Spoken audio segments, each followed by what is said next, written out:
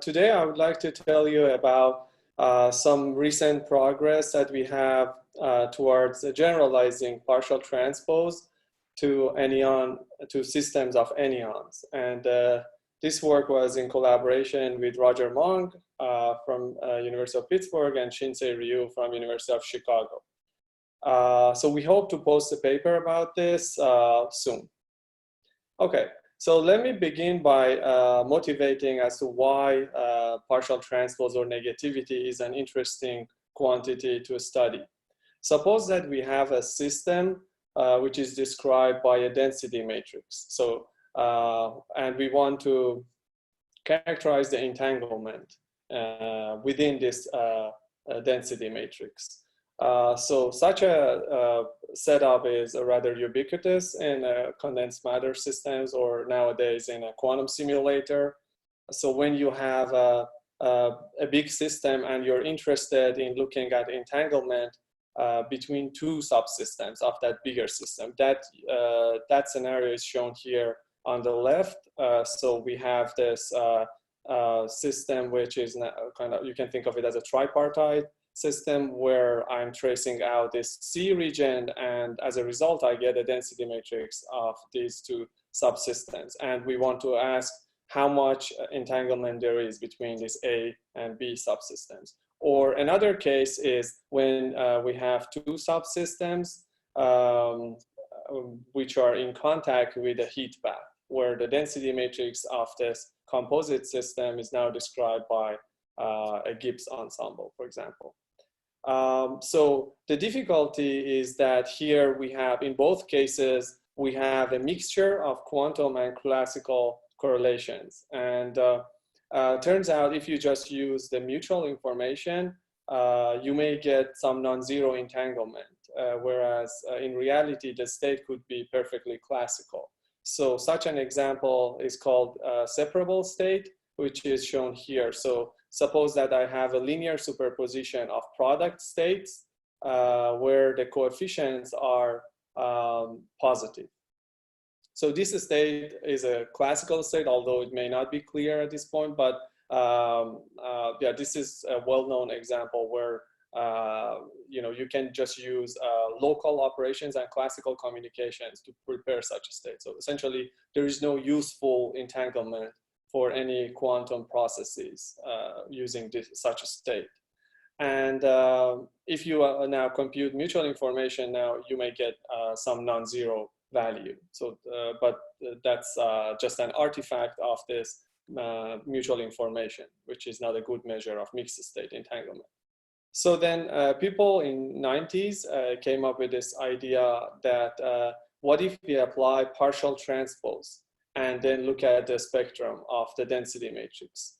So in short, what happens is, I will explain it like in a few slides later, that you will generate for a typical entangled state, you'll generate some negative eigenvalues. And then you can define measures of entanglement in terms of the absolute value of those negative eigenvalues, or alternatively in terms of a log of one norm of the partially transposed density matrix. But then turns out partial transpose can be also useful in a different context, mostly the symmetry protected topological phases, when you want to define an order parameter to distinguish different topological phases within a certain symmetry class. So here I'm showing you how one can think of the Renyi entropy, which is in 1 + 1D theories is a partition function on a torus, and then you can insert fluxes, or if you apply partial transpose in the third case, you'll get non-orientable space-time manifold. So there is also another interesting observation. Turns out that these quantities, such as partial transpose or like this third quantity, can be measured experimentally in ion traps, or in general cold atoms, using this idea of randomized measurement. So now let me tell you a little bit about some details of partial transpose, and then I will explain how we tackle this problem of generalizing it to more complicated Hilbert spaces where the tensor product is not so obvious, or there is not even a tensor product structure. So suppose that we have a density matrix which can be written in some given basis. So here I'm using this superscript A and B to denote a set of local orthonormal states for A and B subsystems. So in general, we can write it this way, a given density matrix. And then let me remind you what just a transpose or full transpose is. So it is basically changing the bra and ket here between the two sides of a given term in the density matrix, or given basis operator of a density matrix. Whereas partial transpose is simply when you exchange the bra and ket indices for only one subsystem, A or B, and they are equivalent. So it may sound like to you that this is an basis dependent procedure, but then in reality it turns out the eigenvalues, or if you take the traces of any quantity which involves partial transpose, the final result can be shown to be independent of choice of basis. So just pictorially, let me remind you that if you just use the block matrix representation of a density matrix, partial transpose means when you apply transpose to every block. Okay, so if you apply this to a generic density matrix, you will get a set of negative eigenvalues. Okay, and that is an indicator of having entanglement in a mixed state. And then one can define the sum over absolute value of these negative eigenvalues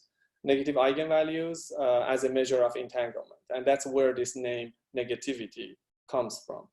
How negative essentially the eigenvalues of a density matrix is after taking a partial transpose. So if you just apply to separable state, you'll immediately see that you'll get zero negativity, or zero logarithmic negativity. And let me just illustrate very quickly how this is applied to a typical or generic case of entanglement, which is just a bell pair. So take a bell pair, construct a density matrix, it will look something like this. And then when you apply partial transpose, remember you apply transpose to every block.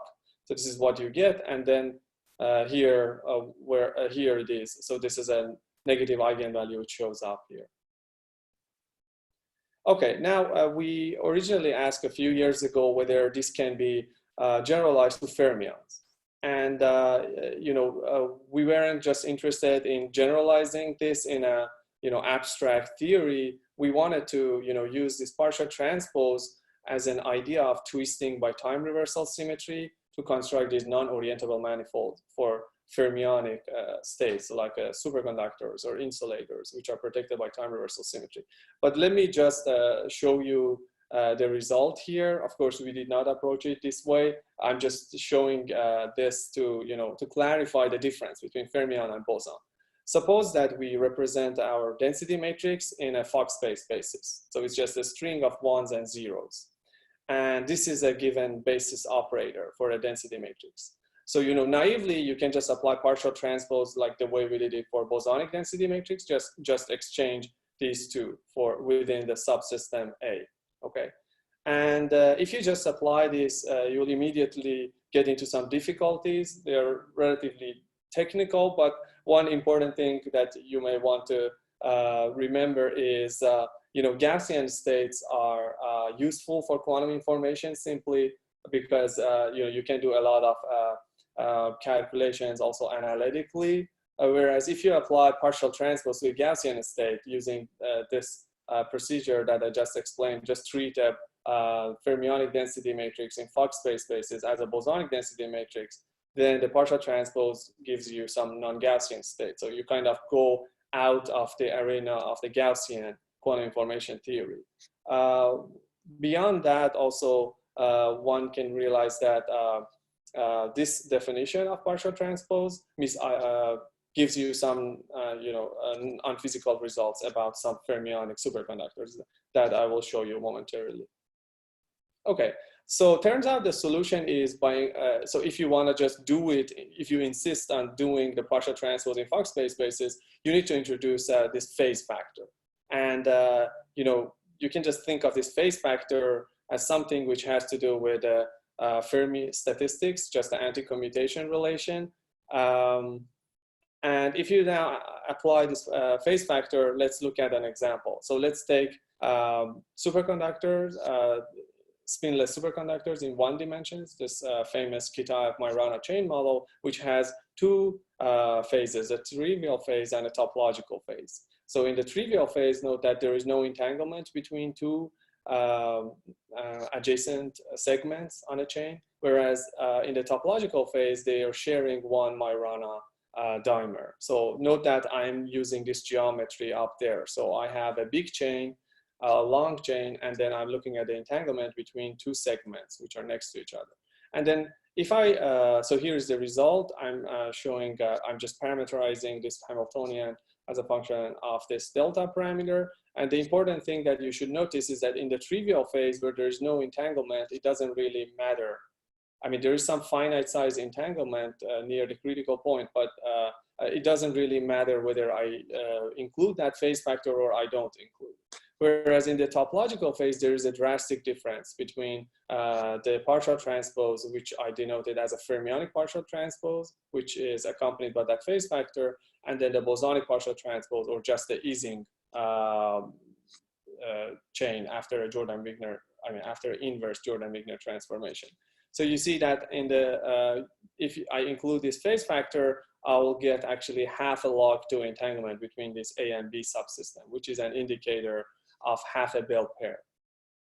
Okay, so now let me generalize this to, or let me just walk you through how we can generalize this to anyons.